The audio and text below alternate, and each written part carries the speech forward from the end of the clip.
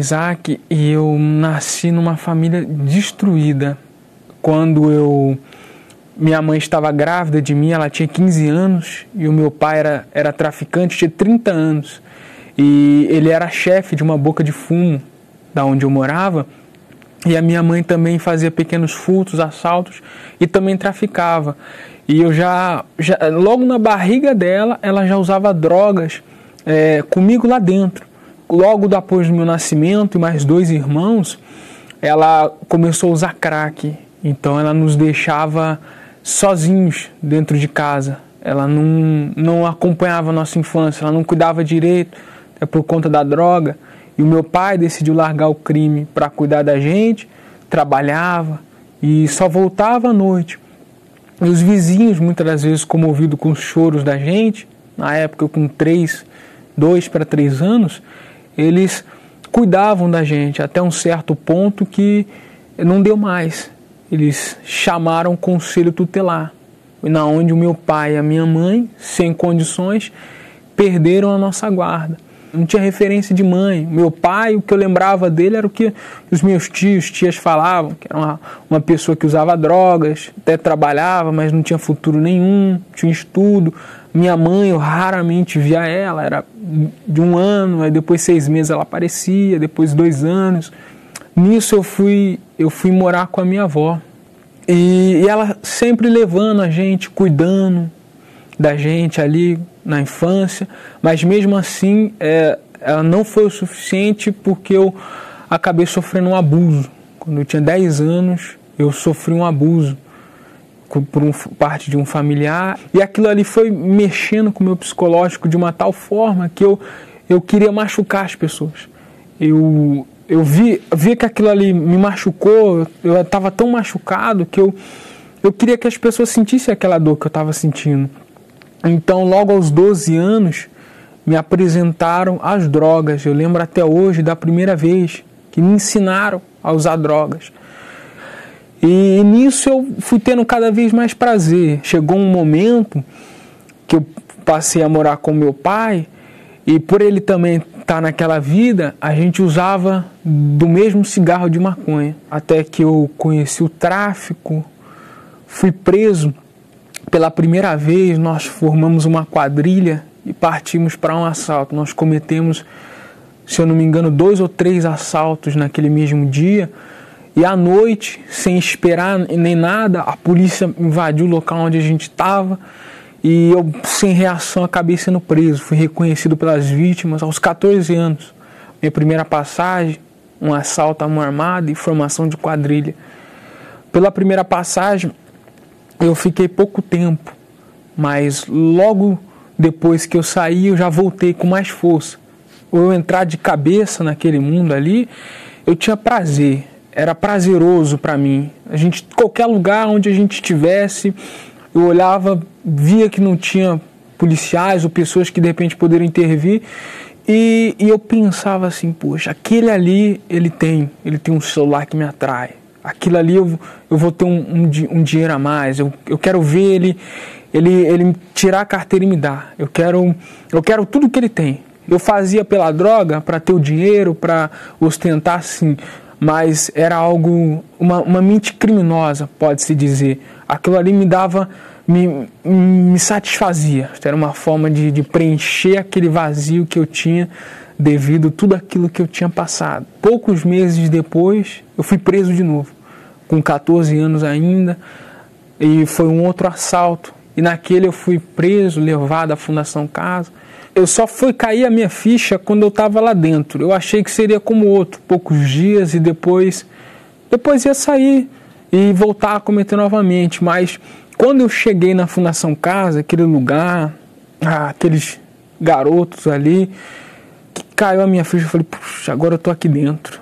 E ali eu nunca me imaginava, passou um filme na minha mente do que aconteceu lá no passado, com a minha mãe, com os meus pais, o abuso.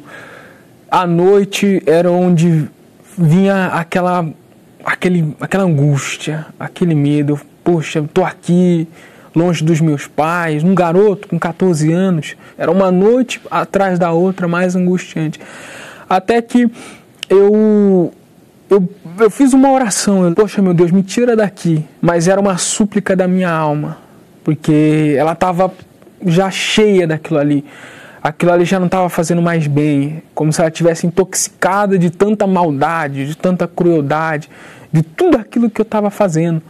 E até que depois dessa oração, foi passando-se os dias, eu fui julgado. E Deus me respondeu. Ele, de uma forma que eu nem imaginava, ele trouxe os voluntários do trabalho da Fundação Casa lá para dentro. Um daqueles voluntários, ele falou assim, olha, ele sabe que se ele morrer agora, a alma dele não vai subir, não vai ter a sua salvação. E eu não perdi tempo, isso aconteceu na sexta-feira, a reunião era no sábado. Eu fui. Eu falei, não, eu quero uma vida nova. Eu lembro que no primeiro dia eu me batizei, eu pedi para me batizar, porque eu sabia que aquilo ali não ia me render mais futuro. Eu subi daquelas águas um novo Isaac. Eu subi diferente. Eu já não queria mais as drogas, eu já não queria mais o tráfico, o roubo. Aquilo ali não fazia mais prazer, não me trazia mais prazer. Eu já não tinha mais vontade de fazer aquilo ali. O que eu queria era alimentar minha alma. Da mesma maneira que eu acordava e usava a droga, eu acordava e fazia uma oração. Eu pedia a Deus ajuda. Porque eu sabia que lá fora eu ia enfrentar de novo aqueles mesmos problemas, as mesmas situações, os amigos mais fortes ainda me chamando, e eu sozinho não ia conseguir suportar. Então eu pedia. Eu lembro que eu fiquei 4 meses ainda recluso. Ele já tinha me batizado e foi muito importante, porque 2 meses antes de eu sair, eu recebi o Espírito Santo lá dentro. Foi numa quinta-feira, eu lembro como se fosse hoje. Na quarta-feira tinha reunião e o pastor que estava fazendo aquela reunião, ele falou uma palavra que me marcou muito. Aquela palavra dizia que a gente tinha que buscar a palavra de Deus como uma criança busca o leite da mãe. E eu lembro até hoje o raciocínio que eu fiz, porque eu imaginei uma criança pedindo para a mãe ser amamentada. Ela não ia ficar quieta, ela não ia se deixar simplesmente por qualquer distração. Ela ia a fundo até conseguir o leite. E foi o que eu fiz. Naquela quinta-feira eu não era acostumado a acordar mais cedo, eu acordei mais cedo, eu fiz uma oração que me fez levantar, que me fez ir para a escola, lá ainda diferente, e no banheiro da escola eu fui e eu busquei ali o Espírito Santo, e o Espírito Santo veio sobre mim. Foi algo totalmente diferente. Ele entrou muito mais a fundo do que a droga. Ele passou pelo meu subconsciente e entrou na minha alma.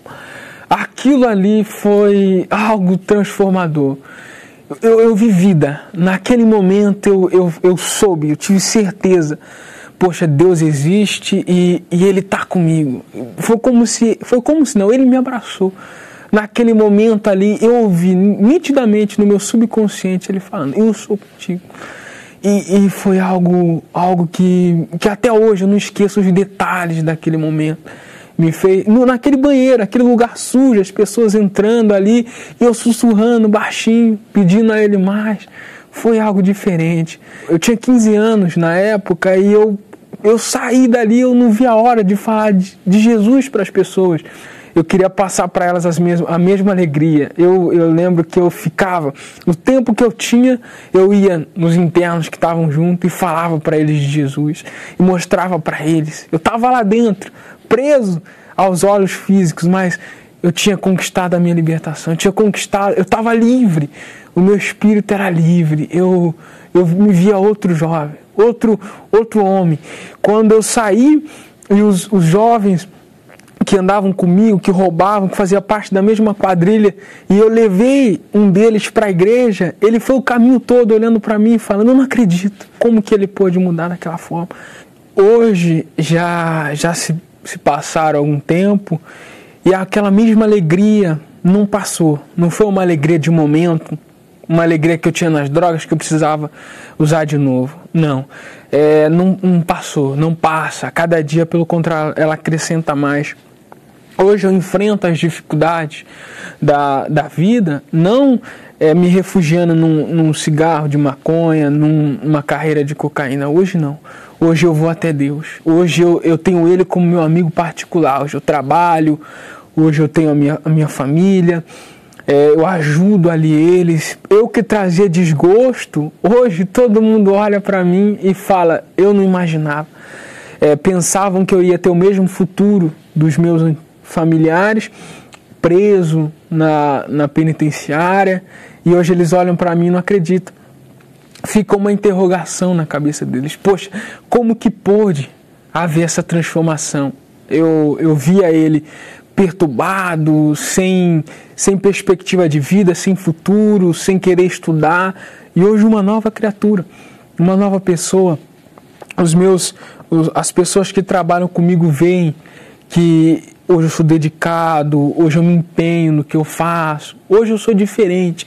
Eu tenho a mais absoluta certeza de que aquele que da mesma maneira que se entregou, seja para os vícios, seja para o que quer que seja, que esteja passando, se entregar para Deus, de fato e de verdade, Deus vai causar essa mesma transformação, essa mesma mudança, esse mesmo milagre. Ele dá vida. Enquanto esse mundo só oferece morte, Deus traz vida. E hoje eu tenho essa vida e não abro mão dela por nada.